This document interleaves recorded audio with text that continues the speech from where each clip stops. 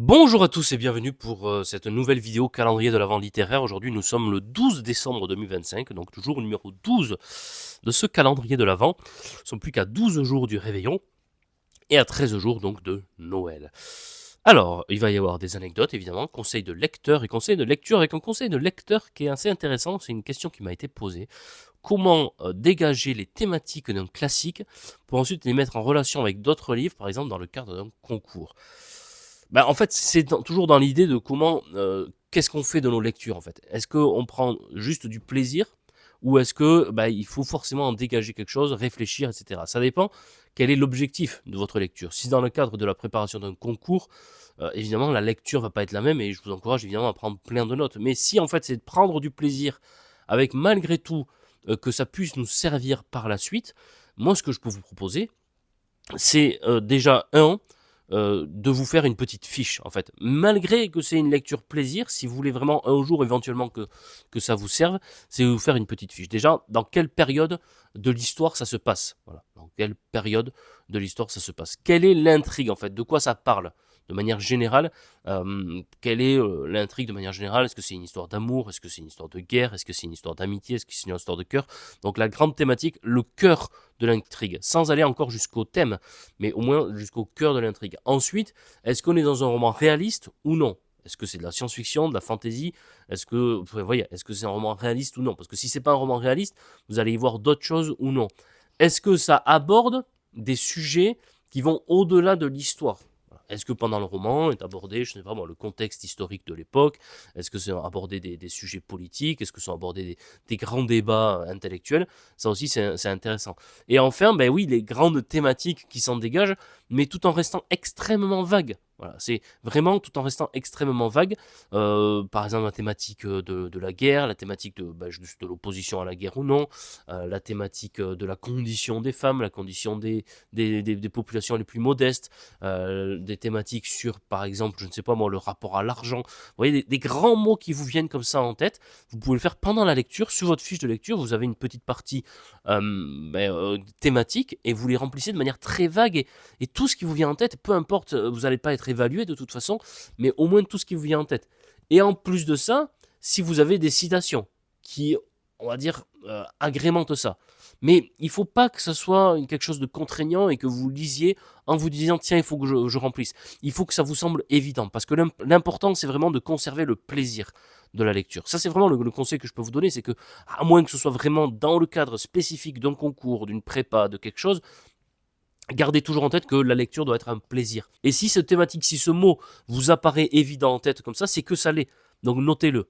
Après, si dans le cadre d'un concours, vous avez vous dites tiens, il faut que je fasse par exemple quelque chose sur l'argent, la thématique de l'argent, la condition des pauvres, la condition de la vie agricole au 19e siècle, etc.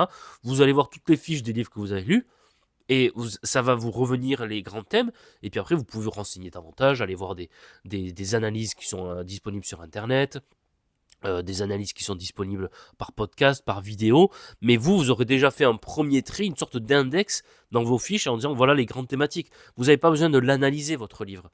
Vous voyez, d'autres l'ont fait à votre place, où vous allez pouvoir y revenir par la suite, mais vraiment rester très très vague, très général, pour au moins que de suite, bim, vous sachiez vers lequel aller lorsque vous avez ensuite cette thématique à travailler. Voilà le conseil que je pourrais vous donner dans le cadre pour répondre à cette question qui était très intéressante. Donc merci à la personne qui me l'a posée. Une anecdote qui m'est revenue en tête, parce que dans un calendrier de l'Avent comme ça, je voyais avec des chocolats, il y avait une sorte de petit Père Noël en chocolat. Et ça m'a forcément rappelé l'époque où ma grand-mère était encore vivante. D'ailleurs, cette année, elle aurait eu 100 ans. Voilà, donc petit hommage que je lui rends à travers cette vidéo. Ça fait 10 ans qu'elle est morte, et en plus, elle est morte pendant la période de Noël. Donc elle aurait eu 100 ans cette année. Et chaque année, elle nous faisait à tous les petits-enfants un Père Noël en chocolat, mais qui faisait ça, hein, c'était pas très très grand, mais faisait un Père Noël en chocolat. Et jusqu'au bout, elle a tenu, c'était quelque chose d'important pour elle. Je ne sais pas d'où est-ce que lui venait cette tradition, depuis quand, mais à tous les petits-enfants qu'elle avait, le Père Noël. Et à tous ses enfants, elle leur faisait une boîte de chocolat classique, mais chaque année c'était la même chose. C'est-à-dire que ça changeait pas. Il y avait en même temps pas de surprise, mais en même temps on savait qu'on avait notre petit Père Noël, que même si personne nous offrait notre chocolat, on avait notre grand-mère qui nous offrait le Père Noël. Si mes frères et sœurs regardent la vidéo ou mes cousins, je suis sûr que ça va de suite leur parler, forcément. C'était quelque chose qui est devenu mythique et on en a plusieurs fois reparlé depuis. Et elle n'avait pas 4 petits-enfants, hein. Elle en avait trentaine. Parce qu'elle a eu 13 enfants au total. Qu'elle avait beaucoup d'enfants, beaucoup de petits-enfants, des arrière-petits-enfants aussi. Et vraiment, elle tenait à faire un cadeau à tout le monde. Donc un cadeau à tous, plus le fameux Père Noël. Voilà. Et moi, j'ai eu des cadeaux chez elle qui m'ont énormément marqué. Je me souviens que j'ai eu Space Jam en cassette, en VHS, les VHS. Ça aussi, on aurait presque pu faire une anecdote complète juste sur le principe des VHS. Ou si vous loupiez un moment, si vous saviez plus exactement à quel moment, c'est pour rembobiner, pour retrouver le moment.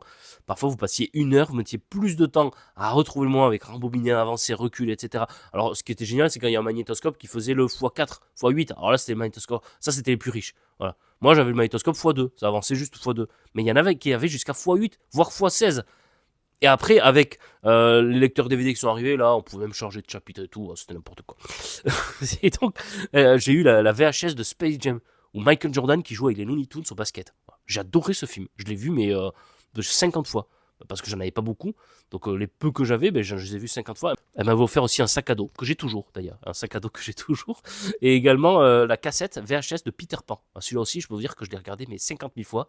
Et enfin, et ça va faire une transition avec le conseil de lecteur que je voulais vous faire, parce que c'est une question qui m'a été posée, elle m'a offert le premier Harry Potter.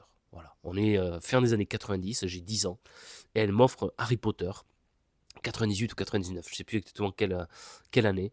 Elle m'offre ce Harry Potter, et je le lis en un jour.